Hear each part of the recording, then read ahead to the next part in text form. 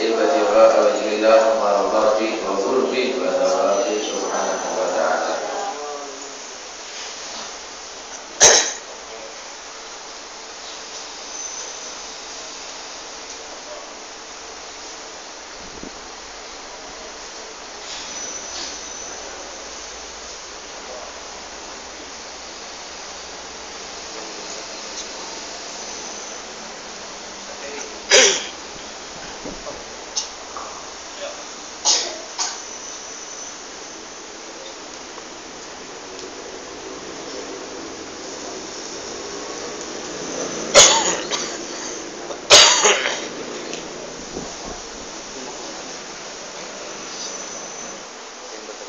Bismillahirrahmanirrahim. Alhamdulillahirabbil alamin wa bihi nasta'inu ala umuri dunya waddin.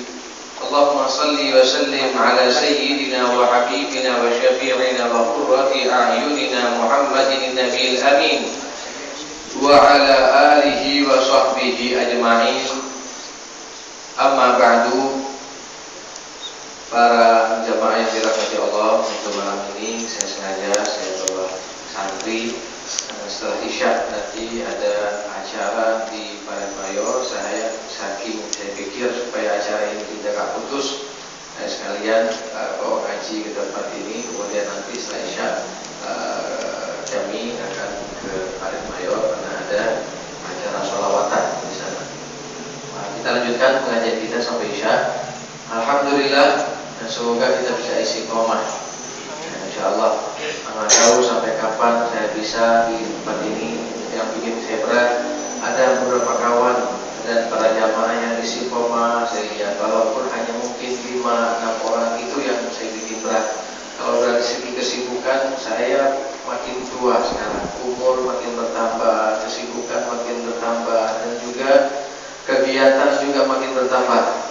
Tapi tatkala melihat kepada haji-haji yang sudah tua tapi masih mau ngaji, berat juga saya untuk meninggalkan masjid Ramadan ini.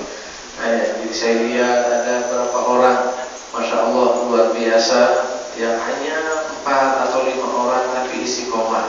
Jadi saya nggak tahu sampai kapan. Kalau toh seandainya nanti dengan kesibukan-kesibukan yang ada, mudah-mudahan ada ustadz-ustadz yang bisa melanjutkan, karena waktu ngaji itu sangat luar biasa. Waktu ngaji ini tidak bisa ditukar dengan segalanya. Waktu ngaji ini adalah waktu kesempatan emas bagi kita tatkala kita mampu untuk melaksanakan waktu tersebut untuk beribadah kepada Allah Subhanahu wa taala. Jadi apalagi melihat Bapak Haji yang mungkin sudah 70 tahun ya, luar biasa. Haji Zulkamli, saya tahu rumahnya bukan di Paris, bukan di maksud saya bukan di gang sini atau kompleks sini, jauh di sana beliau.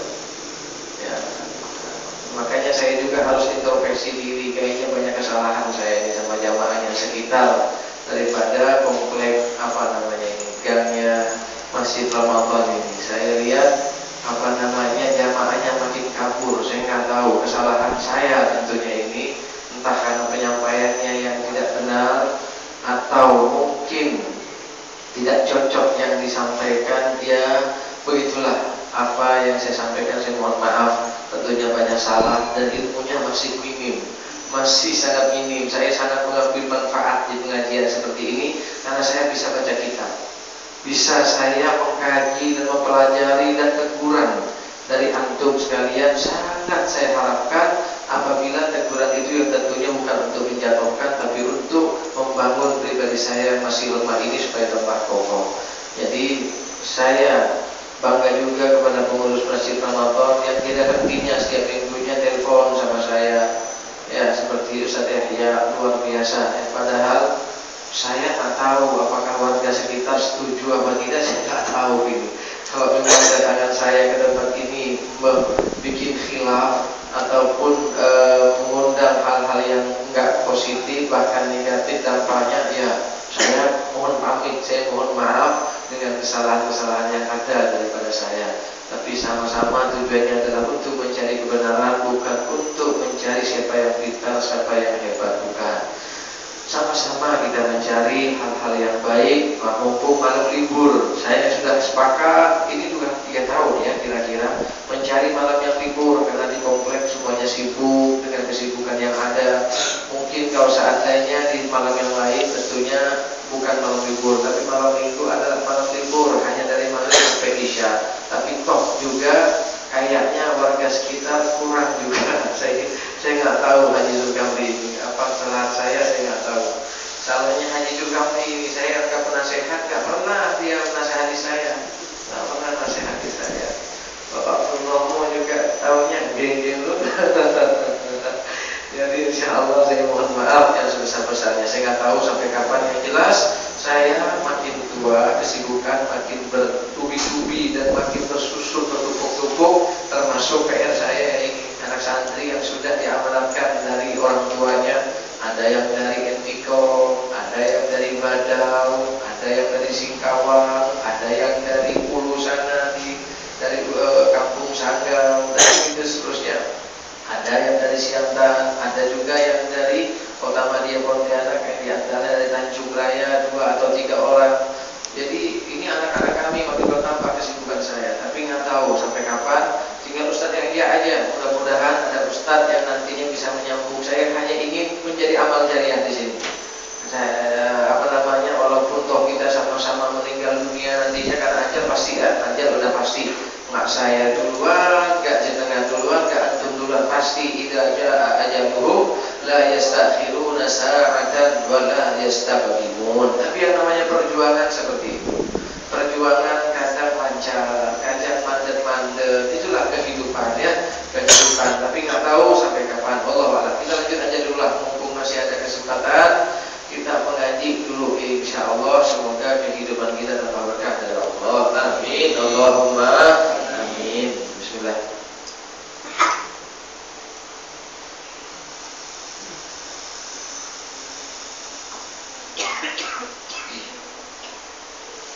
Masih kita di bab al-adhkar wa da'awah, tata krama berdoa dan berzikir.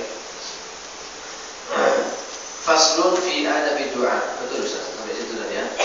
Faslun fi adabi doa. Kalau kemarin kita telah membahas tentang fadilah zikir, maka sekarang kita akan membahas bagaimana sih tata cara doa. Mungkin sebagian kita mengeluh, ya Allah saya sudah berdoa kok nggak dikabul-kabulkan. Pertanyaannya, benarkah kita sudah melaksanakan tata krama doa semaksimal mungkin atau tidaknya? Sebagian kita bertanya, apa itu adat-adatnya? Yang ini yang diantaranya akan dibahas oleh Al-Imam Al-Ghazali. Yang pertama, falistarsid al-awqat syarifah, al-awqat syarifah atau al-awqat syarifah bisa, yaitu kita pilih waktu-waktu yang mulia. Kapan itu? Wa yakunu 'alal wudu. Pilih waktu-waktu mulia seperti di malam hari, dan diantaranya adalah malam Lailatul Nisfi min Sya'ban, kemudian malam Idul Fitri, Idul Adha, malam Lailatul Qadar, malam Jumat yang dikatakan oleh Nabi Muhammad Sayyidul Layali wal Ayyam. Kemudian waktu yang tepat adalah waktu di tengah malam. Ya, waktu di tengah malam tatkala manusia dalam keadaan lalap tidurnya, kita bangun, paksa kita pisah dengan ranjang kita, pisah dengan bantal yang empuk yang ada di kamar kita ambil wudu, kita doa. Ada 15 menit, 10 menit, ya Allah, ya Allah, ya Allah, udah kita lanjut tidur lagi, itu udah cukup bagi kita semula ya. Kata Rasul sallallahu alaihi wasallam menyampaikan hadis qudsi, yaitu datangnya dari Allah, kadzab man idda'a mahabbati idza janna al-lailu nama anni. Bohong orang yang mengaku cinta kepadaku. Dalam hadis qudsi ini Allah berfirman, kadzab man idda'a mahabbati idza janna al-lailu nama anni. Bohong orang yang mengaku cinta kepadaku, kata Allah, tatkala malam tiba dia tidur. Tatkala malam tiba, yang dimaksud malam di sini adalah malam waktu tahajud. Jam 3, setengah 3 sampai subuh, kemudian tidak mampu walaupun sesaat dia bangun mengatakan cinta kepada Allah. Bohong, berarti kita lebih mencintai bantal kita, mencintai kasur kita. Ya Allah, nggak tahu, nggak saya, nggak siapa ini. Kita istighfarnya, mudah-mudahan Allah memberikan hidayah kepada kita untuk mampu melaksanakan hal yang baik menurut kita, baik dunia atau akhirat. Dan juga ada anjuran Nabi Muhammad an Abdis Salam anin Nabi alaihi salatu wassalam, afsus salam, afsus salam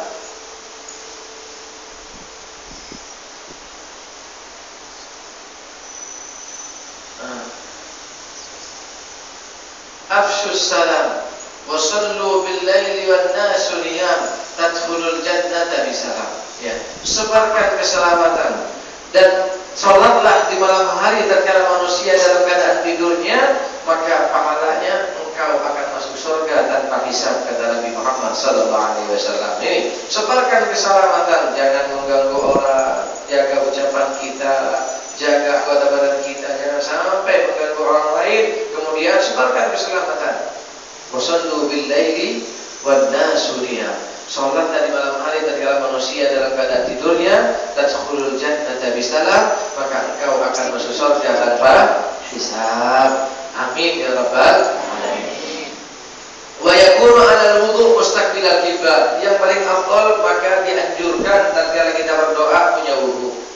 Tatkala kita mau doa punya wudu. Bukan berarti orang yang enggak punya wudu harus enggak boleh berdoa, tidak. Tapi sunnah saat yang afdal kalau kita punya hajat betul-betul pada Allah, ambil air wudu, gelar sajadah, salat hajat 2 rakaat, kita haturkan hajat kita kepada Allah Subhanahu wa taala.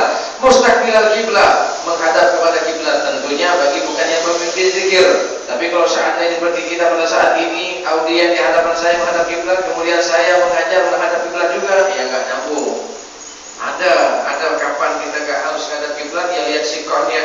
Kalau mimbarnya ataupun acaranya ngadep ke utara, ya kita sendiri ngadep kiblat, ya kita orang gila sama orang, ya enggak?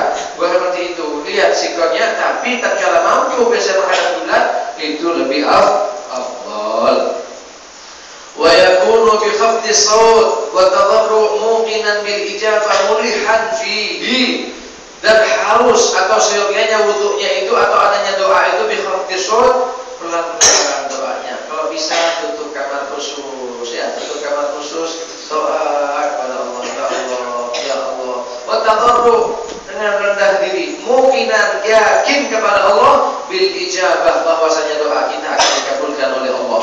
Mulihan fihi, seakan-akan memaksa kepada Allah, ya Allah, ya Allah, saya butuh, ya Allah, ya Allah, saya butuh, ya Allah. Akhirnya seakan-akan kita maksa. Dalam hadis kursi yang lain, adalah hadis Nabi Muhammad, Nabi bersabda, Innallaha yuhibbul muliha bid-du'a. Allah senang kepada hambanya yang ya Allah, ya Allah, ya Allah. Akhirnya memaksa kepada Allah Subhanahu wa taala, ya. Kemudian ini makom kita, makom yang masih kelas TK, SD, kayak kita kayak saya lah, kayak saya. Tapi kalau sudah makomnya udah seperti makomnya orang yang makrifat billah, mereka gak doa sama Allah, malu mereka doa sama Allah. Apa yang diberi oleh Allah mereka syukuri. Ini makom syukur sudah. Tapi kalau kita masih awam seperti kita ini, kapan kita tahunya masih awam tidak? Tatkala ada musibah, tatkala ada musibah kita dulu baik. Kunci hilang kita ribut, ya motor nggak tahu kemana kita ribut, ya udah, berarti makom kita masih biasa, berarti kita doa saja, biasa-biasa saja kita. Wa yaftahu du'a bi dzikrillah ta'ala wa bis salati ala rasulih sallallahu alaihi wasallam. Dan dianjurkan juga sebelum kita berdoa baca zikir, baca bismillahirrahmanirrahim, alhamdulillahirabbil alamin, dan shalawat kepada Rasulullah sallallahu alaihi wasallam. Kemudian itu loh.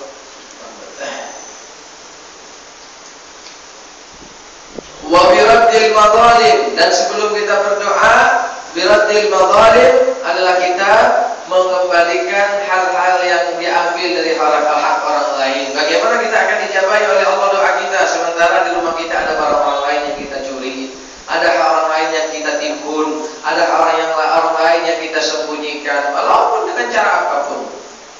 Dengan cara apapun kita yang tahu, antara kita dengan Allah yang tahu. Maka selama itu ada hak orang lain di rumah kita, kalau doanya yang dikabulkan, pasrahkan kepada orang yang berhak. Dan bagi itu amanah ataupun zakat. Oh Ustaz, ini saya banyak 1 M Ustaz, apakah ada harta orang lain? Ada harta orang lain di situ. Kalau 1 tahun tidak berputar kemudian tidak dizakati, ada hak orang lain di situ. Berapa persen? 2,5%. Berapa? 2,5 juta ya. 1 M-nya berapa? 25 juta atau 25 juta? 25 juta. Banyak. Padahal masih miskin seperti saya, nggak punya duit, saya terus nggak punya duit 1 M. Saya yakin sekarang nih, kalau punya 1 M, jangankan 25, 30 saya kesakakan, kayak gitu kan. Tapi tatkala saya punya belum tentu. Tatkala saya punya, jangankan ibaratnya saya ini mendingan ini beli investasi di sini satu kapling dapat ini. Sudah lain sudah. Jadi lain pemikirannya. Padahal sebelum punya, makanya riset mengatakan orang yang pelit bukan orang miskin, orang kaya. Masih miskin dia, kalau saya punya duit, kalau saya punya mobil, pokoknya untuk pengajian kan. Pokoknya semuanya untuk orang yang sakit berhasil. Dan kalau punya, sibuk lah, beginilah, ini kita ya. Enggak semua, mungkin seandainya saya punya duit 1 M mungkin berat untuk berzakat, tapi mudah-mudahan enggak.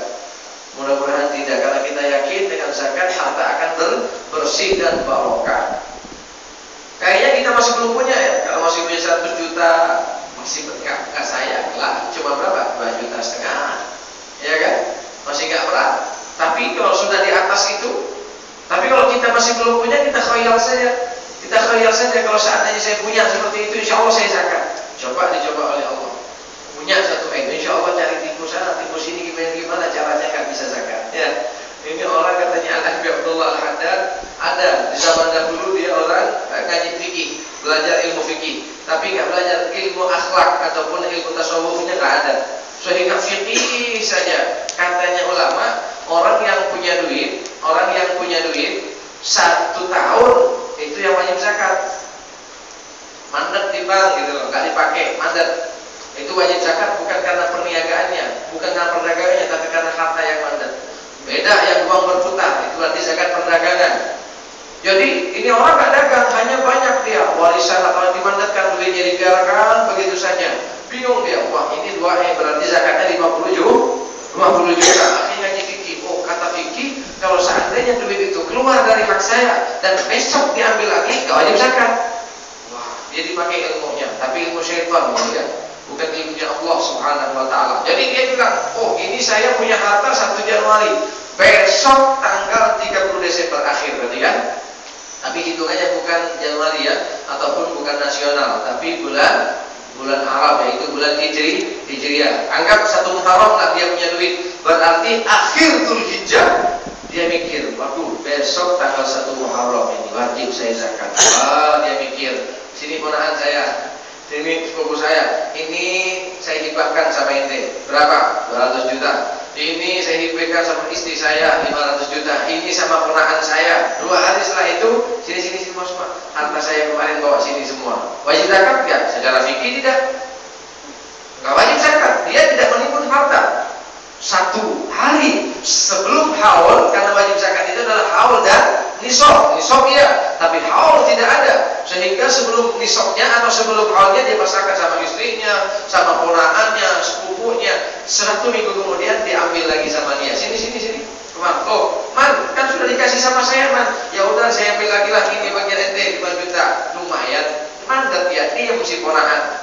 Daripada zakat 50 juta mendingan hadiah 5 juta. Ini orang, kata Habib Abdullah Al-Haddad, orang yang seperti ini nih nanti di akhirat Allah Subhanahu wa ta'ala akan memerintahkan kepada malaikat. Malaikat takut kepada Allah, ya Allah, ini orang berhak masuk surga.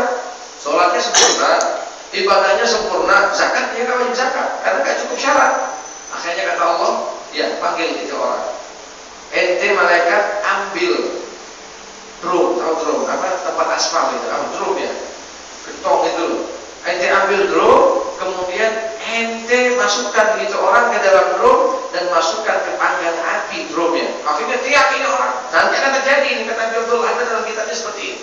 Ya Allah, saya tidak punya dosa, ya Allah. Saya sholat, saya ibadah, saya haji, saya zakat. Ceplos dia saya zakat. Akhirnya ditanya oleh malaikat, kapan nanti zakat? Oh iya, saya gak wajib zakat, gak cukup syarat. Nisabnya ada tapi gak nyampe haul. Kata Allah, jawab malaikat, aku tidak menyiksamu. Aku tidak menyiksa engkau, bukan engkau yang aku bakar, tapi aku membakar drum dan engkau ada di dalam.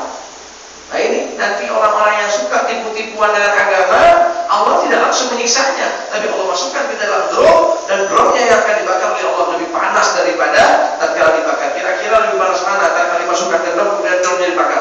Marah ini sisanya daripada Allah. Kenapa demikian? Dia menipu kepada Allah, Allah pun akan menipu. Wallahu khairul makirin. Hati-hati. Ini riba banyak di kampung kampung ditipu dari begini-begini hasilnya jadi halal. Wallahu a'lam bishawab. Hasil mudah-mudahan kita lepas saja dah. Mudah-mudahan kita lepas. Kalau memang kita darurat, ya cari yang paling halal. Cari yang paling halal, minta ampun kepada Allah, istighfar kepada Allah. Tak kala kita seperti itu, tak kala kaya, masukkan masjid-masjid. Sumpah masjid sana untuk menyucikan harta kita yang sebelum-sebelumnya. Ya, untuk apa harta kalau udah kita kaya? Ya, kalau udah kita kaya, udah apa? Anak sekolah semua. Anak ada satu jadi dokter, anak satu jadi PNS, yang satunya sudah jadi kontraktor. Udah apa dunia? Tinggal nunggu masjid kok. Nunggu masjid, ibadah kepada Allah. Ya, saya lihat abahnya Haji Zulkifli, saya pernah ziarah 2 kali ke rumah beliau. Ya, 2 kali atau 2 kali insya Allah. Luar biasa, begitu nikmat beliau ini. Anaknya satu jadi DPR. Beliau sendiri kabur dan minta pensiun dini daripada anggota, daripada aparat ya, daripada aparat. Kemudian ayahnya lepas tanggung jawab, tinggal apa? Ngurusi masjid, masjid rumah. Bahkan abah beliau ini nggak mau duduk, nggak tahu sekarang. Setahu saya waktu itu setahun atau setahun saya lalu pakai sepeda motor sendiri. Pakai sepeda motor sendiri dari rumahnya menuju masjid. Perlu kita tiru, saya aja masih iri saya. Oh, luar biasa ya. Nah ini perlu kita tiru, walaupun mungkin kita tidak sama seperti beliau-beliau. Ya kita anaknya kita masukkan ke pesantren dari bidah dini, masukkan pesantren yang di situ ada persamaan sanawiyah alias. Setelah itu mau jadi apa? Sudah fondasinya sudah kokoh mereka, imannya sudah benar, ngaji Al-Quran sudah lancar, hadis Nabi sudah ada di hatinya, pemahaman ahlu sunnah wal jamaah sudah ada di hatinya. Dia mau jadi anggota dewan kah? Dia mau jadi pengusaha kah? Dia mau menjadi pedagang kah? Insya Allah minimal keren-keren lah. Kalau kebablasan ketua-tuanya dia ingat. Insya Allah. Kalau orang bodoh coba lihat. Orang bodoh ya dari awal nggak ngaji sama sekali, majelis taklim nggak pernah hadir. Mau tobat dia nggak tahu mau kemana arahnya. Ini untungnya santri. Santri sesat-sesatnya santri. Kalau memang ada hidayah dari Allah, dia enak umur 50 tahun, 60 tahun. Ya Allah, 30 tahun saya usah hancur ya Allah. Tapi dia tahu ilmunya, tinggal buka kitab dia. Tinggal dia buka kitab, tahu jalannya. Mau tobat dia tahu jalannya. Tapi jangan dijadikan modal. Seandainya ini hitung-hitungan. Tapi kalau saya orang awam, nggak pernah duduk sama ulama, pengajian nggak pernah hadir, walaupun dia ingin tobat salah. Kata Imam Ghazali, orang yang ibadah tanpa landasan ilmu, maka bahayanya lebih banyak dari manfaatnya. Kenapa? Dia sombong dengan ibadahnya. Saya di masjid, padahal wudhunya nggak tahu. Najis nggak ngerti dia. Najis mukhaffafah, mutawasithah, bingung dia. Yang tahu dolar, ringgit, rupiah yang kenalnya. Nah, ini repot kita. Makanya tatkala anak kita sudah kenal, walaupun tidak harus alim lah, minimal tahu lah baca kitab sedikit-sedikit, hadis Nabi sedikit-sedikit, Al-Quran sedikit-sedikit. Apalagi semuanya pesantren sudah ada persamaannya sekarang. Sudah ada, alhamdulillah. Tinggal kita masukkan anak kita, mau mana kayak mereka, mau jadi apa kayak mereka.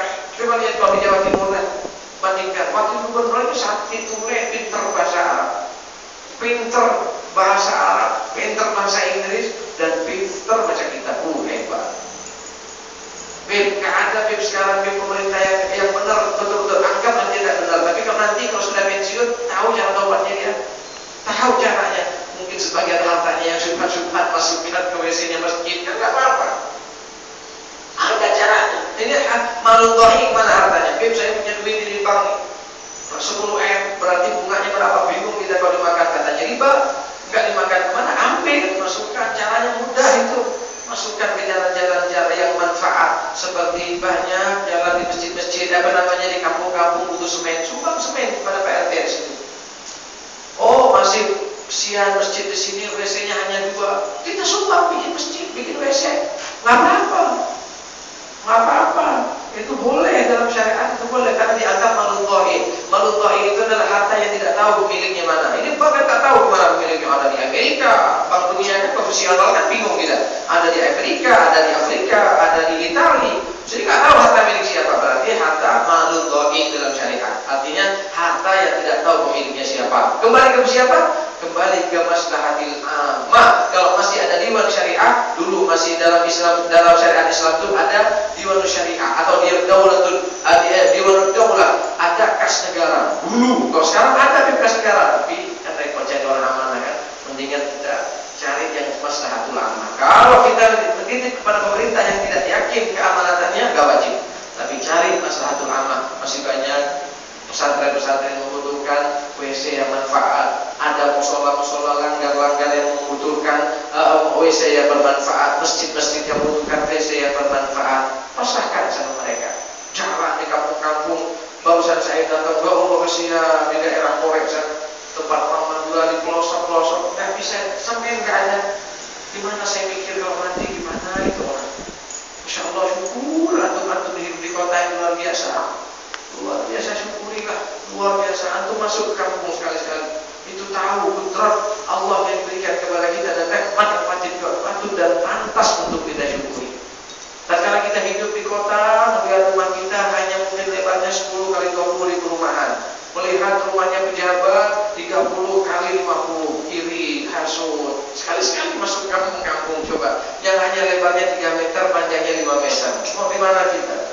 Mereka di kampung hartanya mungkin 5 juta 1 hektar tanah baru. Harganya nggak sampai 5 juta. Ada yang seperti itu. Kita di sini 1 kapling udah 150 juta. Berarti kan kita nikmat, betul-betul nikmat dari Allah Subhanahu wa taala.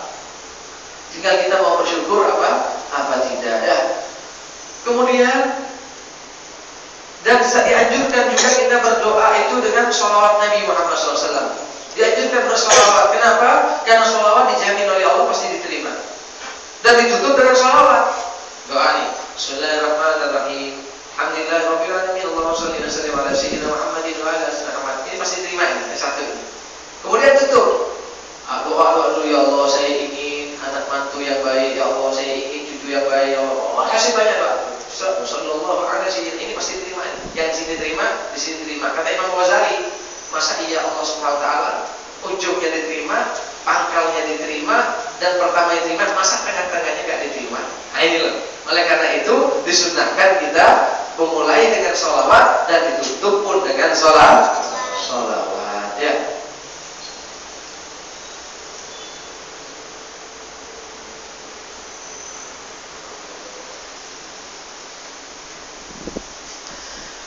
Wabiratil madhalimi qabla iqbalihi ala du'a fadilatus shalah ala Rasulillah sallallahu alaihi wasallam. Ini fadilahnya sholawat kita. Semoga kita rajin sholawat ya. Waktu kosong enggak ada. Waktu nonton TV jangan zikir-zikir yang lain. Kalau enggak khusyuk kan tidak diterima. Nonton beritanya, asik masih warta berita Jokowi lagi panas-panasnya. BBM naik gitu. Lagi asik-asiknya kita nonton.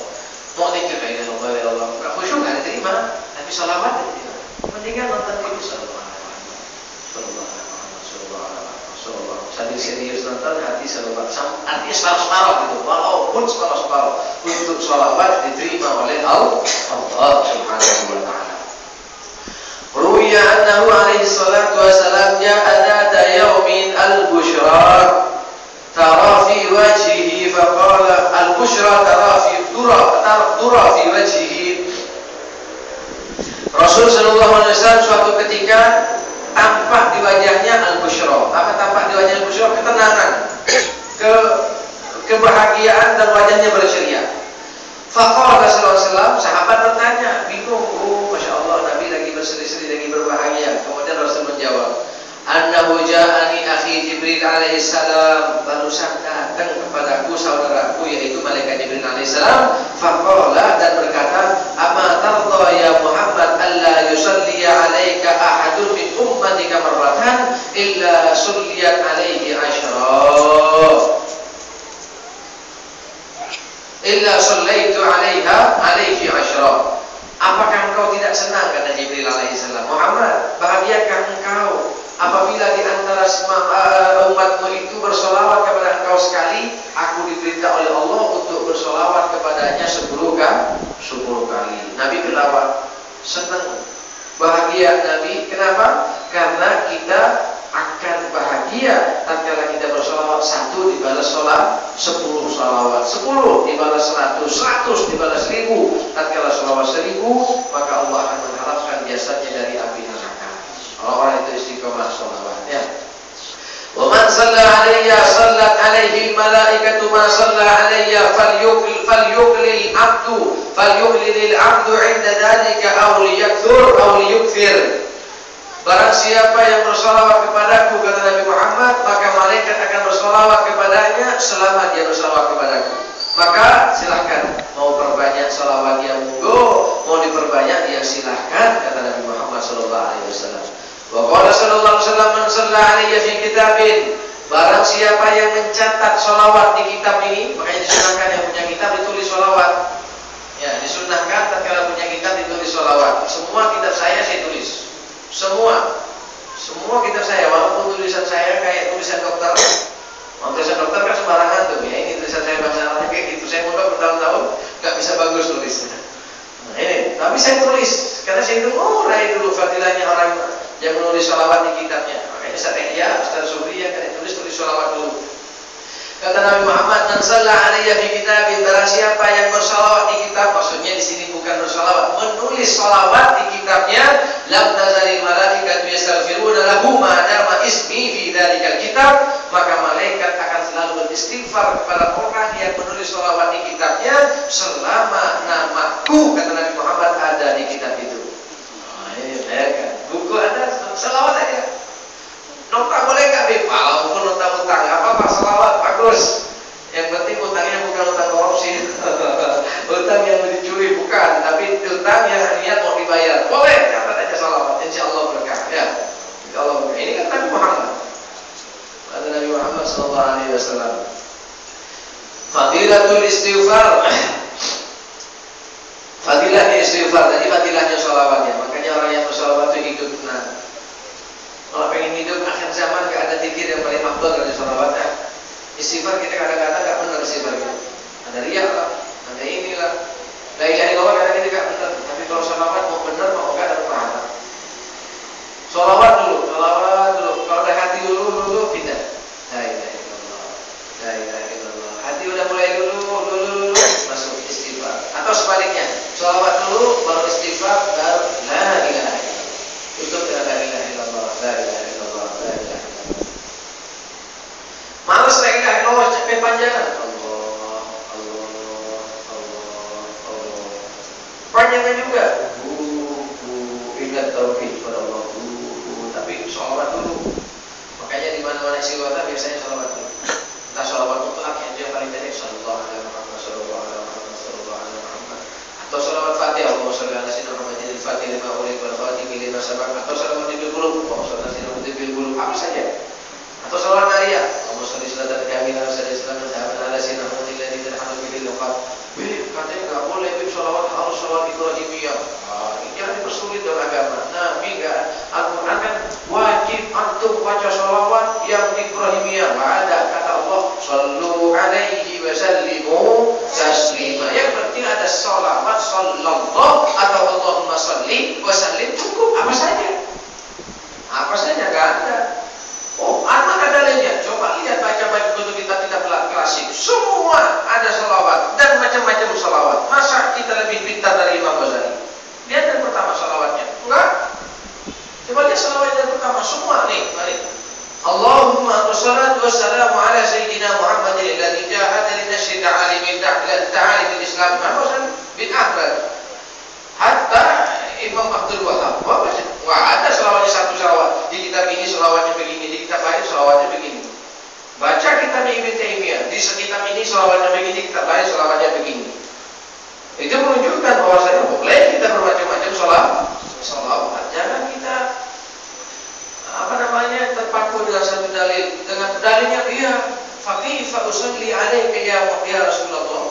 Ada sahabat bertanya kepada Muhammad. Orang awam nanya gitu loh.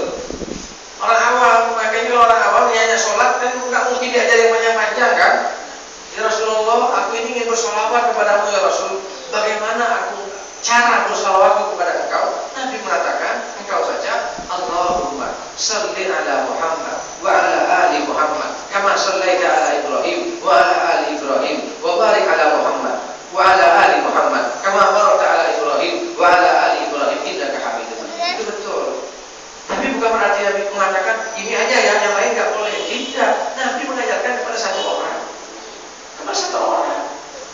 Artinya engkau ini sholawat, tapi tidak melarang sholawat yang lain. Makanya baca, bingung kita nanggung gitu, baca dalil separuh-separuh gitu ya. Jadi baca yang pusing. Orang yang punya pemikiran kayak gitu dangkal pemikirannya. semua hidup ini sempit. Akhirnya semua hidup sempit. Yang diceritakan dalam kitabnya apa? Dalam kitab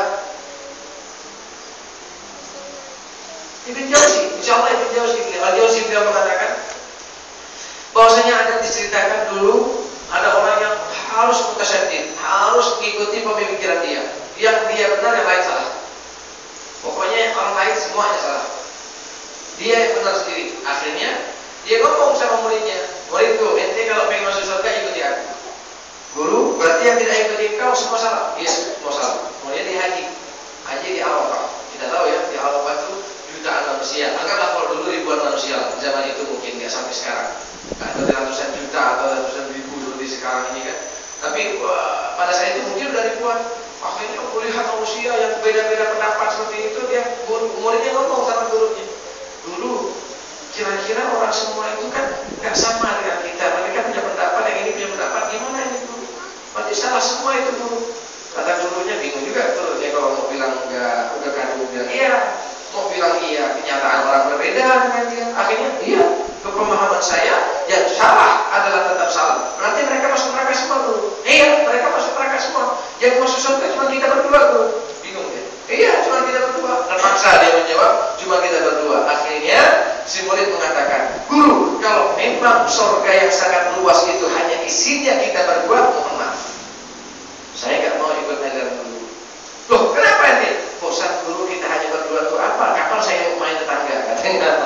Jadi saya bosan juga lihat wajah engkau hanya berdua terus pagi bersama engkau, yang lain masuk neraka semua. Nggak ada, saya keluar dari ajaran Anda, saya akan bersama mereka kelompok yang paling banyak. Akhirnya gurunya berpikir dalam kitab diceritakan fataba, Allah menurunkan hidayah berkat haji sehingga si murid taubat dan gurunya bertaubat, saling toleransi, memahami kebenaran hanya milik Allah dan tidak tahu milik siapa. Kita hanya berikhtiar, mungkin kita benar, orang lain yang salah, tapi tidak untuk kemungkinan saya yang salah dan orang lain yang benar. Itu harus prinsip. Imam Abu Hanifah semuanya seperti itu.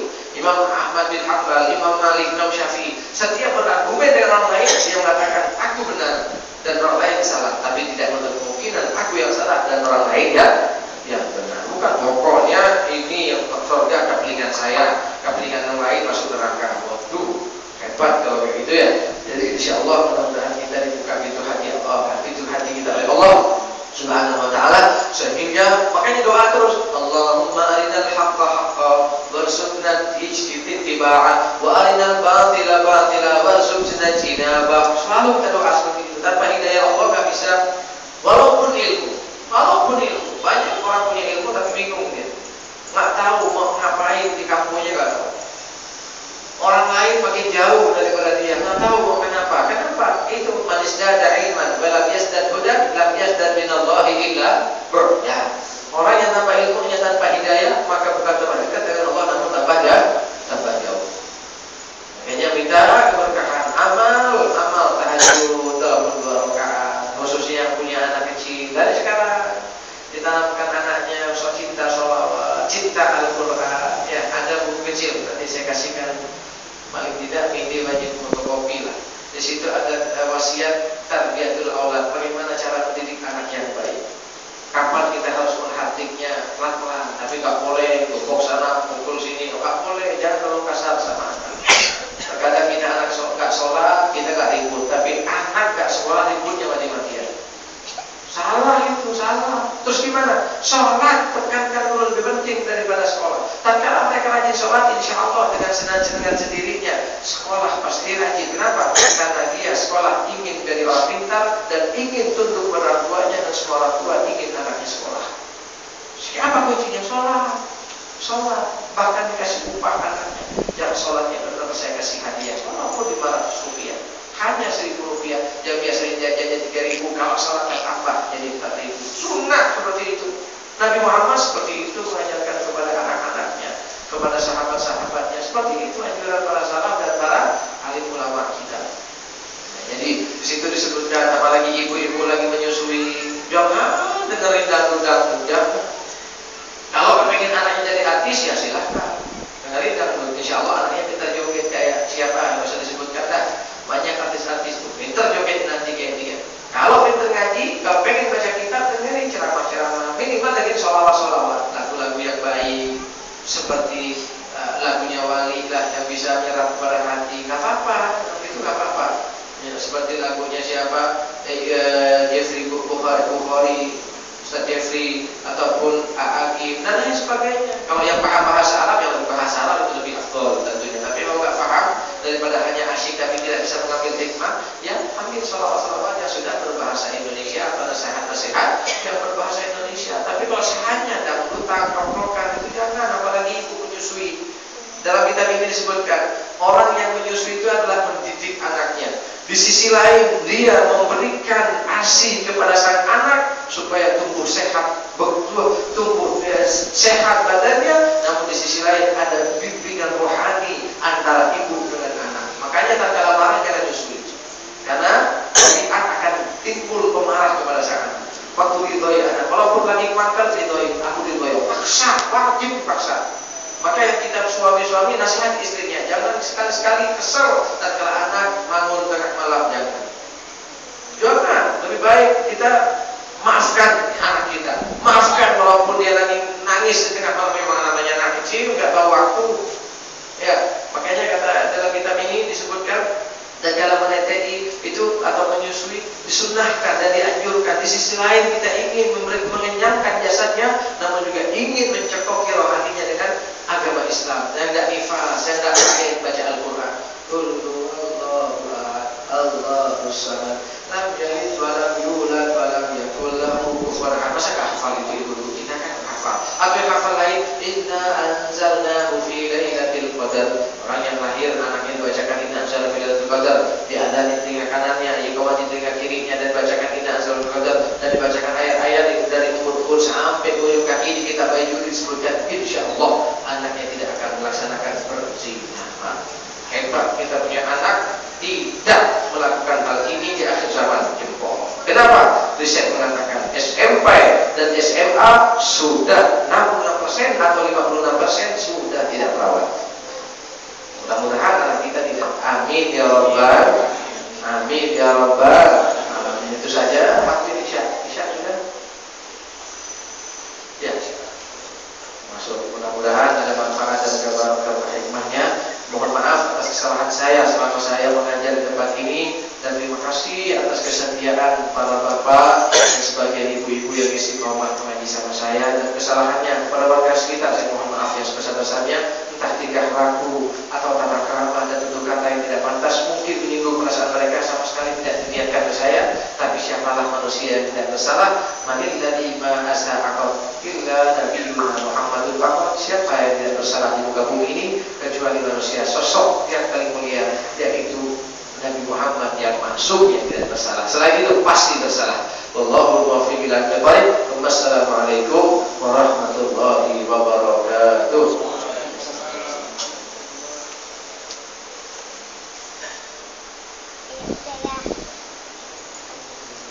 Masuk adzan kayaknya.